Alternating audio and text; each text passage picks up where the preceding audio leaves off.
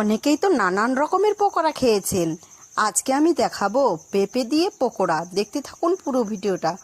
পেঁপেটা ছুলে সুন্দর করে ধুয়ে পরিষ্কার করে নিয়ে তারপরে একটা গ্রেটার দিয়ে আমি গ্রেট করে নিচ্ছি। আর আমার ভিডিওটি যদি ভালো লাগে অবশ্যই সাবস্ক্রাইব, লাইক, কমেন্ট করে পাশে থাকবেন। গ্রেট করে নিলাম, তারপরে স্বাদ মতো লবণ আর হলুদের গুঁড়ো দিয়ে দিচ্ছি, লঙ্কার গুঁড়ো দিব, এইদিকে জিরের গুঁড়ো, জোয়ান আর গোলমরিচের গুঁড়ো দিয়ে দিচ্ছি বেসন। একটু মেখে নেওয়ার পর আমি চালের গুঁড়ো দিয়ে আবারও আমি মেখে নেব।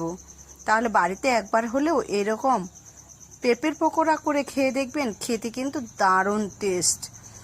মাখামাখির পালা তো শেষ, এখন তেলের মধ্যে দিয়ে এপিষ্ট ওপিষ্ট ভেজে নামিয়ে নিলেই হয়ে যাবে পেঁপের পকোড়া। তাহলে সম্পূর্ণ ভিডিওটা দেখে বাড়িতে অবশ্যই কিন্তু ট্রাই করে দেখবেন, খেতে কিন্তু অসাধারণ। নিরামিষ পকোড়া হলেও অসাধারণ টেস্ট।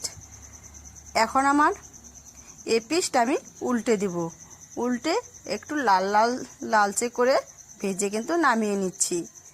আর আমার রান্নার ভিডিওগুলো আপনাদের কেমন লাগে অবশ্যই একটু জানাবেন।